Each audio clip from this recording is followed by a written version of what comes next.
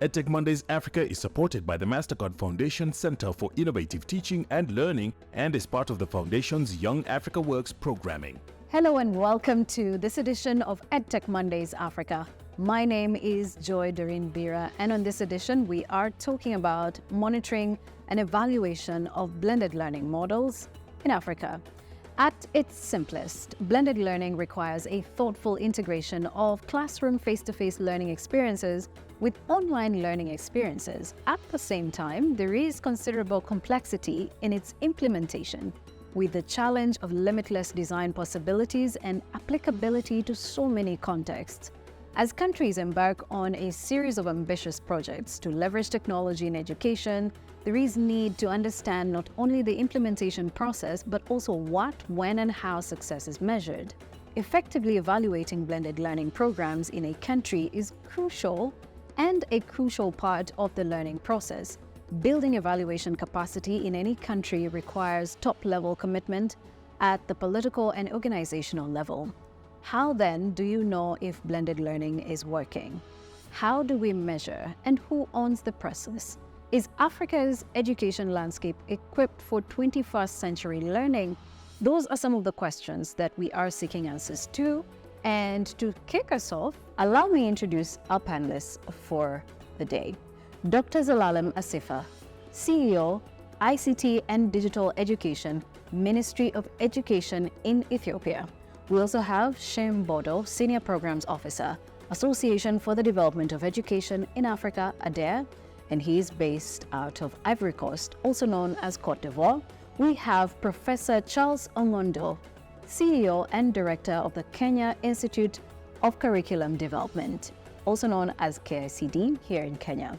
A little later, we'll be hearing from Bella Rigamba, the Chief Digital Officer, Ministry of Education in Rwanda. Gentlemen, it's great to have you on this edition. Let me begin with the first question on assessing the implementation of technology-integrated learning in your country. Dr. Zelalem, I'll start with you. Thank you so much for hosting. Actually, technology-integrated learning, you see, it's still on the early stage of implementation when it comes to our context, Ethiopia context, but it's growing rapidly. So the government has made a significant investment on ICT, especially expanding the ICT infrastructure, having the service provider to expand the fiber infrastructure all over the country. So we had made a significant implementation of ICT all over the country. So this has helped us to improve the implementation of technology in the education sector, specifically on the higher education sector, but we are still working on the general K-12 education sector. So there are some challenges that need to be addressed still from the Ethiopian context. For instance, the school in rural area do not have reliable access of electricity, access to technology. So adoption of technology in the education sector overall, we are progressing very well on the higher education sector, especially public higher education. I'm referring to which we have more than 50 public universities in Ethiopia. But when it comes to the schools, we are still on infant stage. We have to do a lot when it comes to adopting technology for the schools. Shem, what do you think? Our experience as ADEA, based on the engagements that we have had with the countries, especially African countries, before COVID, because this is an area we have worked on before COVID and also during COVID, and the studies that we have undertaken and the engagements that we have had with policymakers show that there's there's success, but there's also a lot of work to be done.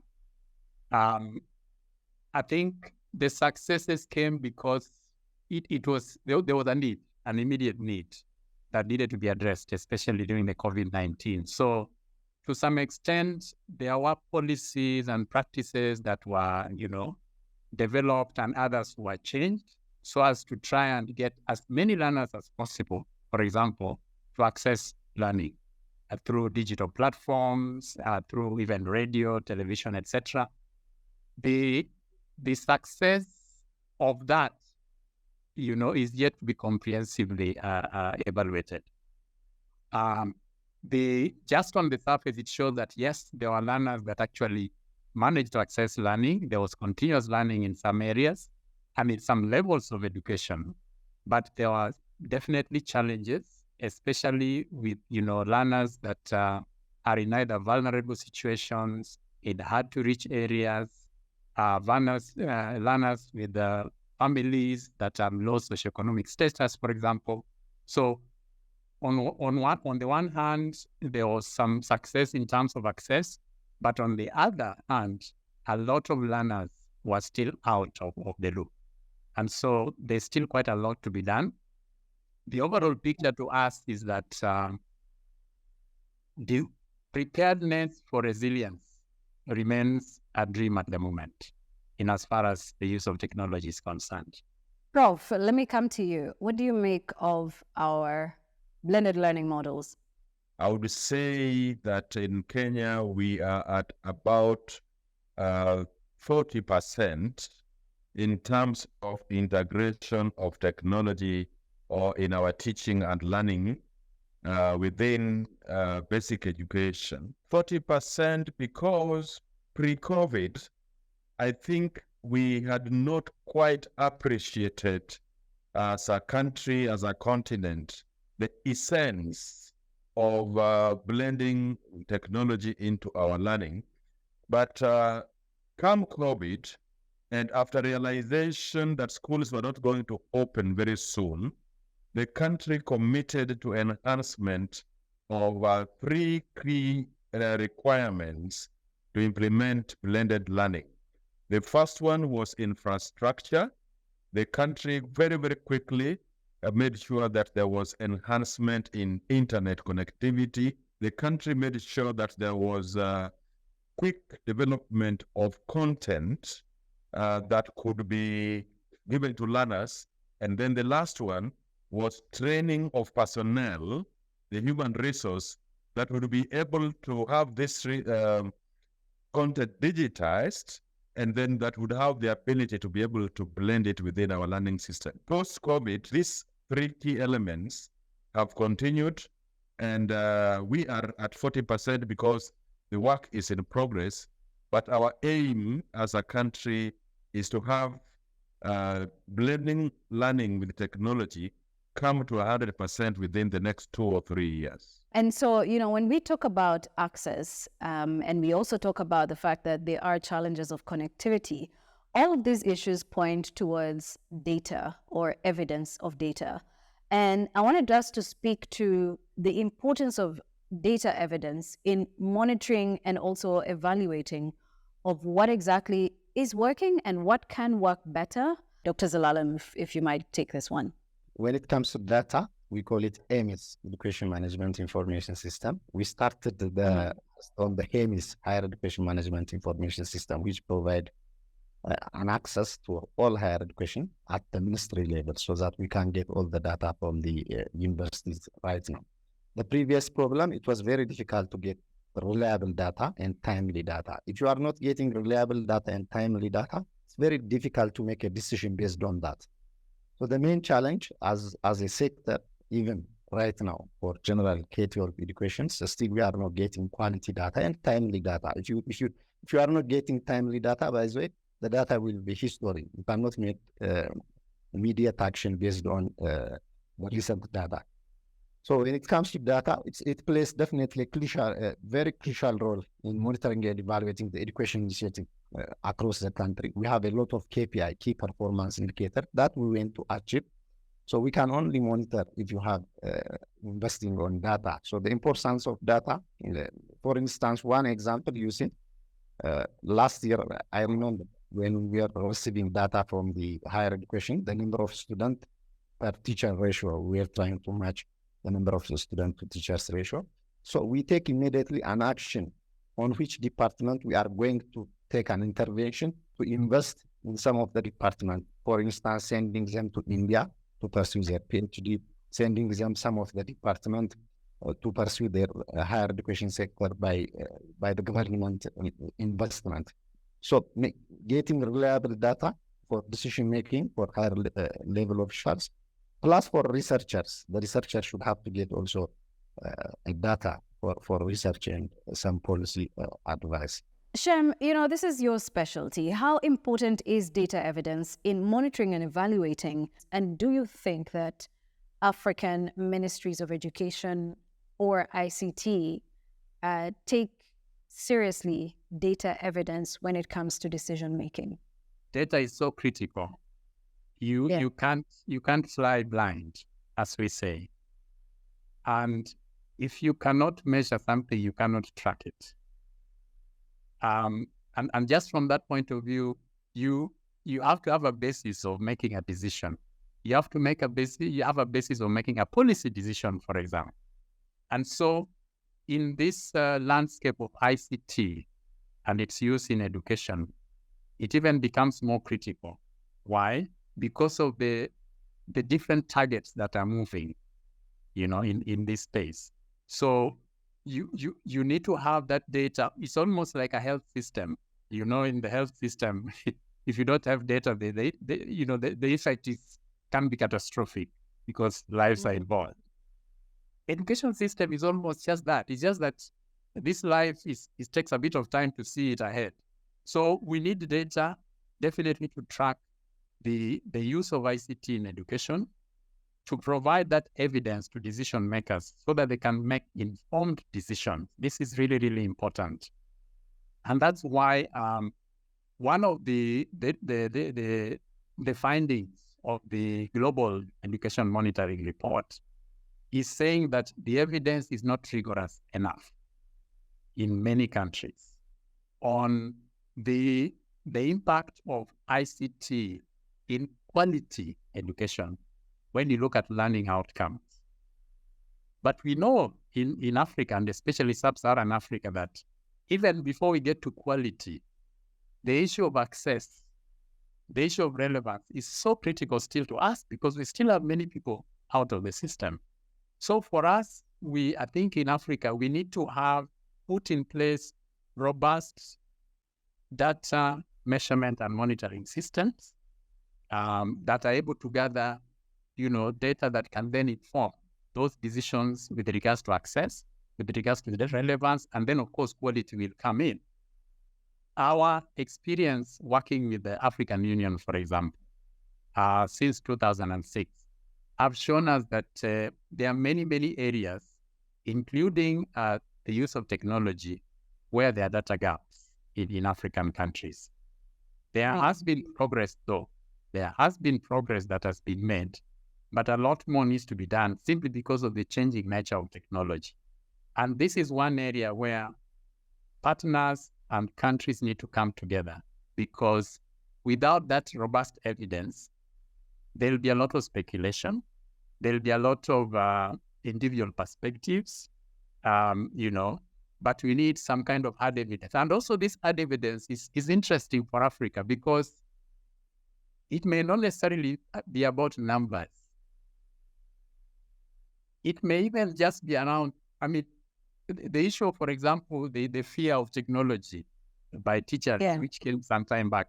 How do you measure that? So there's also this thing of we need to look at some of the most significant stories that, we need to engage with the users so that even their perspectives, those qualitative aspects can also come in. So it is not just the numbers, the hard numbers, but also engaging to get that feel, from the users of technology, the teachers, the learners themselves, and of course the administrators. But for sure, we need to put in robust systems for data collection, management, reporting, and also using, because sometimes we have the data, but we don't really use it.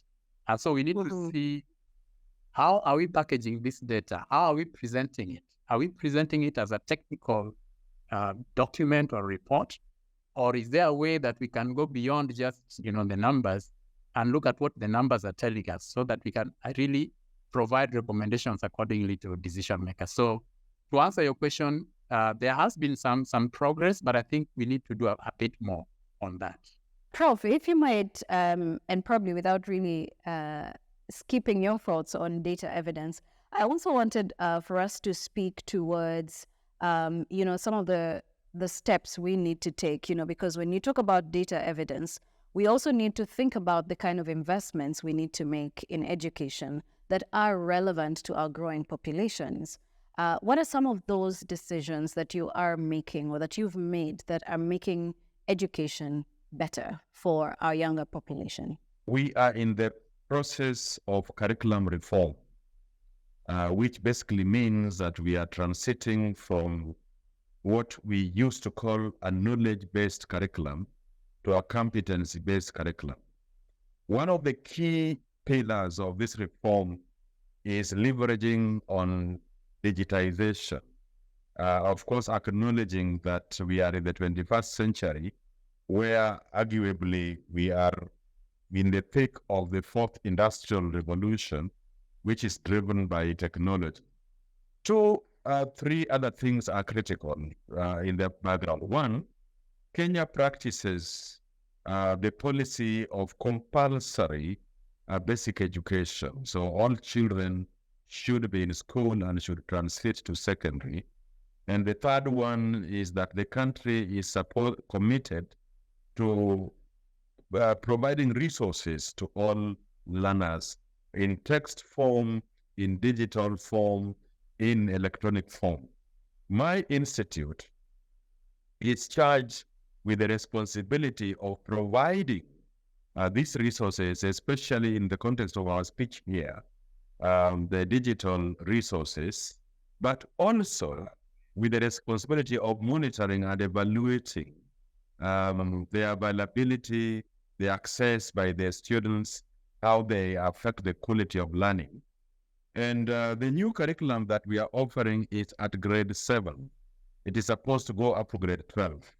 And what has happened is that for every grade for grade 1, every year we monitor and evaluate the implementation of the new curriculum. And one of the things we are concerned with is the intake or the uptake of blended learning or the use of technology in learning. And that's why actually when I was telling you about 40%, it is based on our most recent monitoring and evaluation. Well, it is based on a sample, but this sample is taken from all over the country. Although you might want to just know that in my institution, we run what is called a Kenya Education Cloud. So we are able to offer lessons on television, on radio, and digitization. And so we are able to monitor how many people are coming into that platform, besides the physical travels to different corners of the country. So now that brings me to your next question, therefore, of what we need to take. And I want to join my colleague, Zalem, by saying that I think because of the need to provide access, the need to keep retention, the need to ensure transition, for a while, our African countries have not really been thinking about data and how we can make that an aspect of even that access, that transition, and even that retention that we are talking about.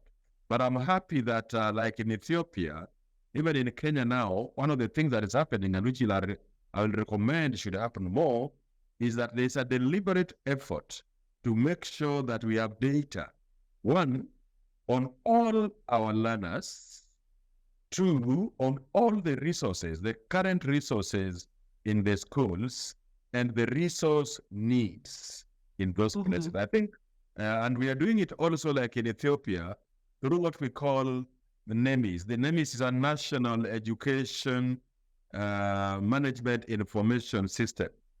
And that is supposed to give us some very integrated information on every learner, on every household. But the other thing we need to invest in, which we are doing, virtualizing our resources. For example, can we provide for virtual laboratories? One of the things Africa has been grappling with is how we can enhance the uptake of science, the teaching of science in our schools. Because like in Kenya, we have a Vision 2030, where we are saying that we should have enhanced the enrollment in high school into our science and technology to 60%. But you see, it's very, very expensive to provide physical science equipment in every school. And so if we can have virtual laboratories, and of course, therefore, every learning area, whether it is agriculture or science or computer studies or music or visual arts, has a possibility of being enhanced through virtual resources. Okay, I agree with Prof also. You see, implementing it takes specific policy. It requires really the government commitment. And of course, it will require investment for EdTech and create an enabling environment for EdTech innovation. So fortunately, currently, before 2 weeks back, we had a big validation workshop in the presence Yes. of our development partner, including World Bank, MasterCard Foundation, UNICEF, all the stakeholders, the private sector, the EdTech sector. So we recently had launched a number of EdTech related policies. One of it, the ICT in education policy for Ethiopia. We have already launched that one. And the e-learning policy for specifically for higher education. The ICT in education policies for the whole education sector. The e-learning policy is to improve e-learning outcomes in the education, specifically in the higher education sectors. So this policy, you see, it will provide really a framework for implementation of EdTech in Ethiopia, specifically on the education sector. We have also a support from various government stakeholders, the policymaker, including the Minister of Innovation and Technology, previously the Minister of ICT. So we have also a big collaboration with telecom companies for this to happen. The government is also committed when we are approving the EdTech, the ICT in education policy. The government is committed to invest on the EdTech. However, you see, there has to be more need to be done to implement these policies and, of course, to create an enabling environment for this EdTech innovation. We didn't involve somehow the private sectors. Now, with the policy, we are working hard to participate the private sector, what you call it, the EdTech initiative from various parts of the country. So people are coming recently to work with the Minister of Education, especially the private sectors. We have to support also regulatory environment. After we have the policy, by the way, there has to be a guidelines, there has to be a directives, there has to be an implementation plan. So there are so many things that we are working recently to secure that policy to be implemented on the sector. So our main goal for that sector, you see, the central government, I mean the federal government from Education Ministry. We have also regional education bureau. They have also been involved. So they will also mainstream their investment on ICT, on EdTech. Also the private sector, there will be more active on investing on EdTech. So having those enabling policies environment will have a big impact to adopt the EdTech on the education sectors. Thank you. So the year 2024 is being declared as the Year of Education by the African Union. And we want to know, in closing, as we bring this conversation to a close, what should and can be done to make sure that we bring up our education to 21st century global kind of education? Because I guess that's what we're all aiming towards with the integration of technology and also blended learning models. But then what do you think we need to focus on as we get into the Year of Education? I think that is an important declaration. I would want to break it very, very quickly down into three main issues. One of the issues we are struggling with in Africa so that we make education accessible is that we should not leave any child behind.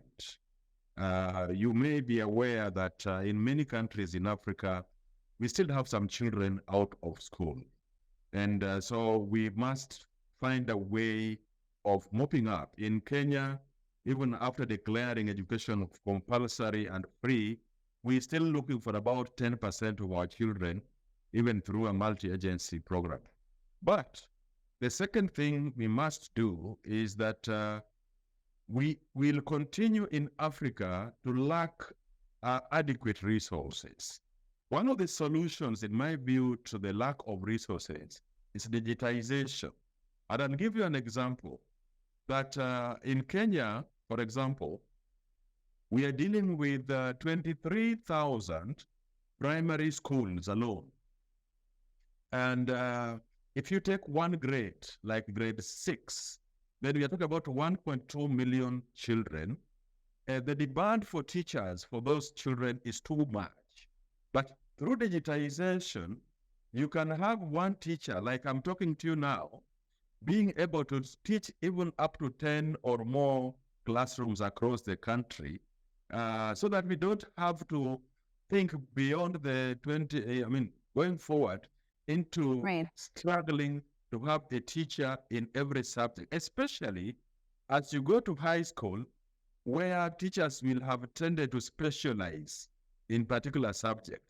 So you may find, for example, that teachers of computer studies, teachers of agriculture, teachers of business studies are not available in equal measure across the country. We can rely on a few of them to be able to provide these resources. And finally, in terms of educational infrastructure, during the years of talk and chalk are gone, learners are struggling with a lot of competing devices. We just have to think about leveraging on technology to offer our learners learning through television, through the mobile phone, through the tablets that they will get access to, through screens in their schools, and any other platforms that will give them an opportunity. And that, if you allow me a final word, will also really call for rethinking about our content. Even if we were teaching such a dry subject like history, let's call it the history of Africa, how do we make it really, really interactive so that the learner sees themselves as participating in co-constructing meaning out of this lesson? I think it is a great opportunity. In fact, this is really an opportunity for Africa, for us to really look at our education system.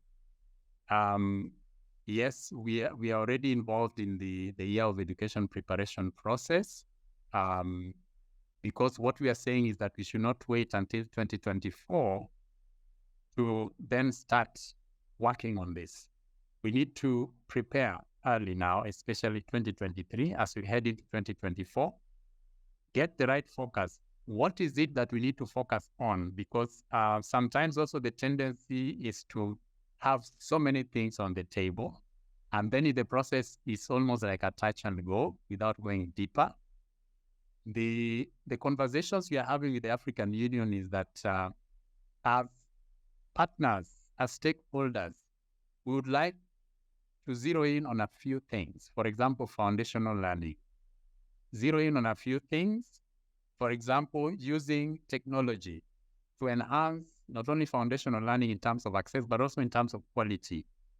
And then go deeper so that we can say, what is it we need to do in this 1.5 years that in 2025 we can say that there's some early tangible results that we can see. It's a great opportunity to move from the comfort zone and to really bite the bullet to say, look, there are certain things that are not working well. Why don't we just take one and completely re-engineer it? Even the simple thing of because we are saying we should not leave anybody behind. I mean, that alone, if we just focus on that and say, how can we try our best to increase that? If we are at 40%, can we increase that to 70%?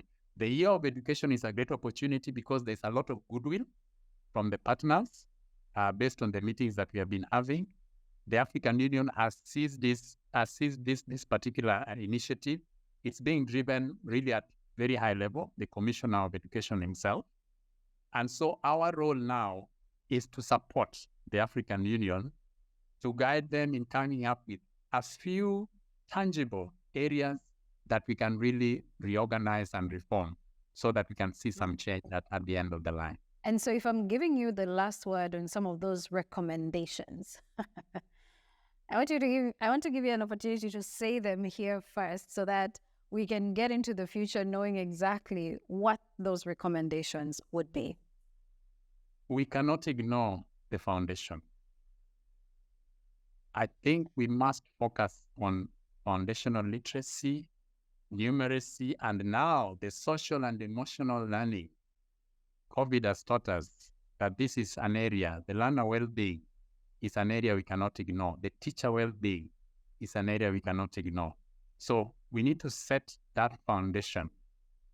We need to see how we can introduce technology to help learners to learn, to help teachers to develop those pedagogical skills that they can use so that they can really impart, learners with the right knowledge, the right skills.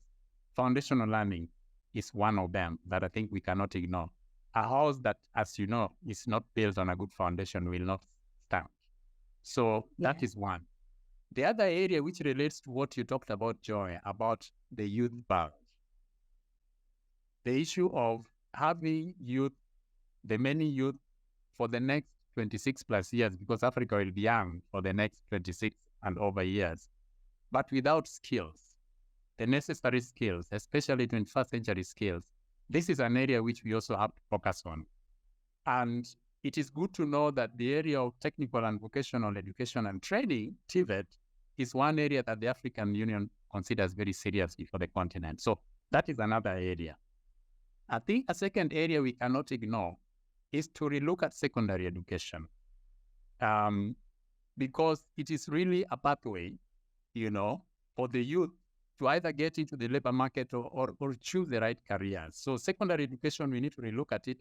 How can we introduce vocational subjects in secondary education at least lower secondary education, so that the learners already need to appreciate that there are these different career pathways that you can actually undertake beyond the academic line, because many of our youth are finding themselves in the labor market with very low skills. So that is another area. The third one is to relook at the higher education area is in terms of research. To what extent can we make our research really respond to the societal needs? Because that is one area which we are finding is not really, we are not getting there yet. So we need to relook at the whole area of research. How can we also then harmonize our certification system so that there's mobility across the continent of skills? Because we really need to have, that skills mobility enhanced. And finally, the area of resilience. We talked about data. We've talked about EdTech. We've talked about inclusion. We see this as part of strengthening the resilience of our education system. So can we find a way of also improving those areas so that if we, at least in terms of the entire education spectrum, if the foundation is strong, if the skills are enhanced at the tertiary level, if research then helps to inform those decisions, then at least we'll be moving, and hopefully we can get many of our learners, learning, because that is really the major issue. So for me, those are the areas that I would really touch on. And of course, the last one is climate change. We cannot ignore that. Yeah. How education play a critical role, the green economy, the blue economy, especially for countries with legs like Kenya and all. How can we enhance the green economy, the blue economy? How can education play a role? And more importantly, how can technology play a role in that area? Actually, before declaring this 2024 as the year of educations, if you were aware of, they had released the digital education strategy and implementation plan. So that document was released as in a continent level, and we adopt that strategy, the digital education and strategy implementation plan for Ethiopia, and we have developed our 5 years plan based on the Africa Union document. So you see, the Africa Union as a continental organization, they have aggressively working on the digital educations. That really supports us because it will provide a message for our political leaders. So in my belief, to achieve the 21st century learning especially in our context in Ethiopia, it's very crucial to support the education system by using technology to enhance the quality of educations and the teaching learning. We have to support the teaching learning using technology, as you said, using blended learning. We have to support the research outcomes also using technology. The research should have to be supported in higher education using technology. For instance, we have to improve the digital literacy among the teachers and the students. We have an aggressive plan, by the way, this year. We have, as a Minister of Education, very aggressive plan to provide digital literacy training. So we have to be aggressive on digital literacy for both students and teachers. The other is providing continuous professional development for education using technology. We have to, if you make it traditional way, just bringing in-house training for 2 months for teachers will not be efficient. So if you support the continuous professional development teacher using technology, that will really enhance the capacity of the teachers and ensuring the equitable access to educational resources. Thank you so much. Great. You spoke about, digital literacy for not just the learners, but also for the teachers. In fact, Rwanda has come up, or Rwanda made a decision that for every teacher to be employed anywhere in a classroom, they have to be digitally literate. Is this something Ethiopia or Kenya are considering? Yes. In our context, for instance, we have a competency framework. Basic, intermediate, advanced. So every graduate student should have to achieve at least minimum intermediate level of digital competency. For all the teachers, even to continue on the education system, they have to be certified on the digital literacy. Would you say that these are some of the decisions that we need other African countries to make based on the different levels at which we're at? I would say yes, because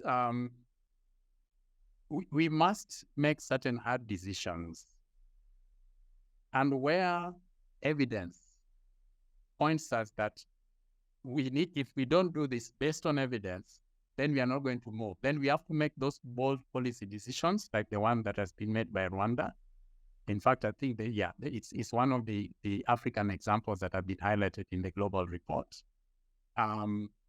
Those decisions that teachers must have this level of digital competency. We need to make those bold decisions, even in other areas.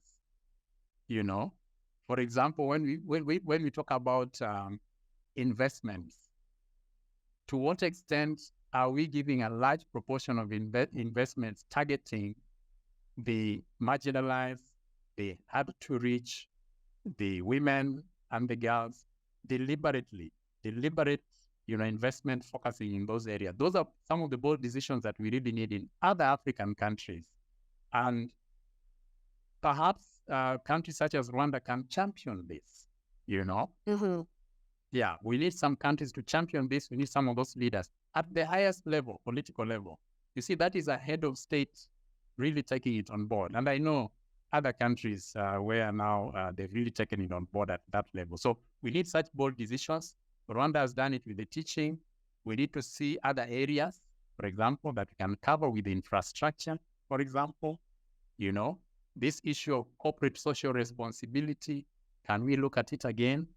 Is there a way we can do it better? So the team here at EdTech Mondays spoke to Bella Rigamba, who is the Chief Digital Officer at the Ministry of Education in Rwanda, on the decision that Rwanda took, I think a few years ago, that every teacher has to be digitally literate. Let's hear from her on what that has meant for Rwanda and how that has improved the learning and teaching outcomes in the country. I'm Bella Rigamba. I'm the Chief Digital Officer at the Ministry of Education. What we believe is that if we want to really integrate technology into teaching and learning, the first entrance is actually with the educators, with the teachers. So we cannot just have it in the curriculum and ask the teachers to teach it and to embed it, but they also need to be confident enough for them to be able to use it. So that's the reason why we decided to start with the teachers themselves, trying to train them as much as we can so that they get to a level where they are confident with digital skills.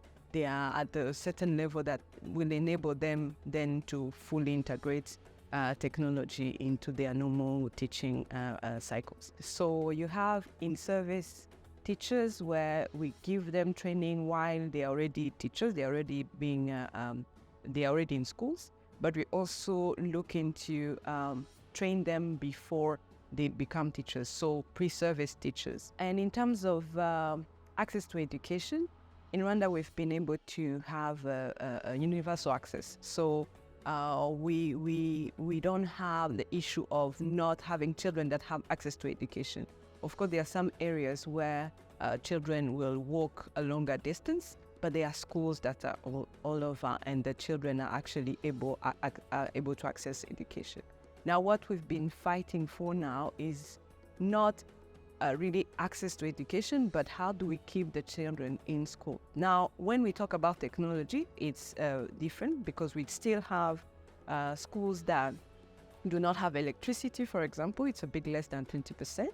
And in those areas, of course, to put in technology becomes a big challenge. But it's something that we've been working not only as a Ministry of Education, but also with other stakeholders, especially in the energy area, to see how can we get those schools connected to the grid. And in case this can be connected to the grid, we also look into solar systems. For EdTech policies, I think the first thing is to actually build them with all the stakeholders. When we put on a policy, usually that's what we do. We put together all the stakeholders to get different views.